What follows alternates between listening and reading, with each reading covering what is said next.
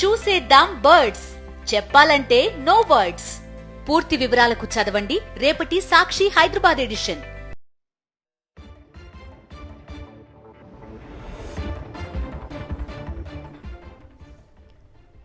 ఏపీలో భావ ప్రకటన స్వేచ్ఛకు భంగం కలుగుతోంది. ప్రశ్నిస్తే పీడీ యాక్ట్ అమలు చేయాలని కూటమి ప్రభుత్వం నిర్ణయించింది.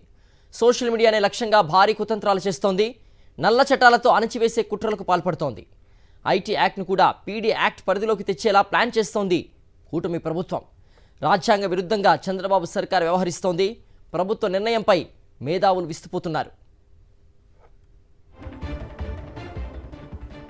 మరింత సమాచారం మా ప్రతినిధి రవీంద్ర అందిస్తారు. రవీందర్, ఐటీ యాక్ట్ కింద కేసులు నమోదు చేయాల్సిన కేసుల్లో కూడా పీడీ యాక్ట్ని నమోదు చేసే విధంగా కూడా మార్పులు తీసుకొస్తున్నట్టుగా తెలుస్తోంది కూటమి సర్కార్. దీనిపై తీవ్ర స్థాయిలో మేధావి వర్గం ఆగ్రహం వ్యక్తం చేస్తున్నట్టుగా సమాచారం. పూర్తి అప్డేట్స్ ఏంటి?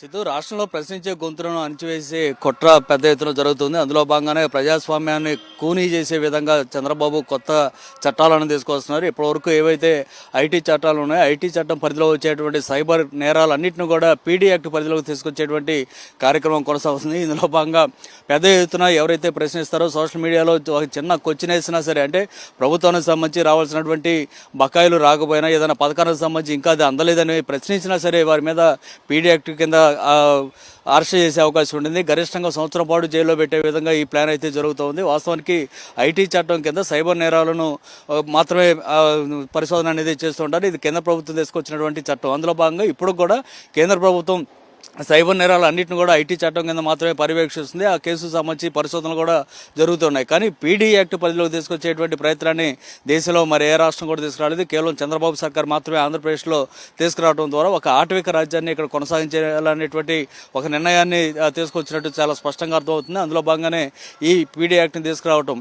ఇందులో భాగంగా సోషల్ మీడియాలో ఎవరైనా సరే మీదట క్వశ్చన్ వేస్తే సరే వెంటనే వారి మీద ఈ పీడీ యాక్ట్ని అమలు చేసి వారిని కనీసం సంవత్సరం పాటు జైల్లో ఉండే విధంగా చర్యలు అయితే చేపట్టబోతున్నారు. ఇప్పటివరకు సోషల్ మీడియా యాక్టివిస్టుల మీద అడ్డగోలుగా కేసులు పెట్టడం, నిర్బంధించడం, జైలు పాలు చేయడం అనేది గడిచిన నెల రోజులుగా జరుగుతుంది. ఇప్పటికే 215 పైగా ఎఫ్ఐఆర్లు నమోదు చేయడంతో పాటు 24 మందిని అరెస్ట్ చేసినటువంటి చంద్రబాబు సర్కారు వీరిని ఎప్పటికి కూడా బయటికి రానియకుండా ఒకదాని మీద ఒకటి కేసులు పెడుతూ ఉంది. ఇప్పటికే ఒక్కొక్కరి మీద కనీసం 10 నుంచి 20 పైగా కేసులను కూడా పెట్టింది. ఇవన్నీ కూడా అఫీషియల్ మొత్తం. అన్అఫీషియల్గా ఇంకా 50 వరకు కూడా కేసులు ఉన్నట్టు సమాచారం అవుతుంది. ఎందుకంటే ఈ కేసులో బెయిల్ వస్తే కనుక వెంటనే ఆ కేసుల్లో తెర మీద తీసుకొచ్చి వాటిలో మళ్ళీ లోపలేసేటువంటి కార్యక్రమాన్ని చేస్తున్నారు. ఈ విధంగా ఒక ఆటవిక పాలనను ఆంధ్రప్రదేశ్లో కొనసాగిస్తున్న పరిస్థితి ఉంది. ఇప్పుడు ఈ ఐటీ చట్టం కూడా పూర్తిగా పీడీ యాక్ట్ పరిధిలో తీసుకొస్తే ఇక రాష్ట్రంలో భావ ప్రకటన స్వేచ్ఛ అనేది లేకుండా పోతుంది అనేటువంటి ఒక ఆందోళన మేధావర్గంలో కనిపిస్తుంది. ప్రజాస్వామ్యవాదులంతా కూడా దీన్ని ఆక్షేపిస్తున్నారు. మరి చంద్రబాబు సర్కార్ ఏ విధంగా వ్యవహరిస్తుంది వేచి చూడాలి. ప్రస్తుతానికైతే రాష్ట్రంలో ఒక భయానక వాతావరణం అయితే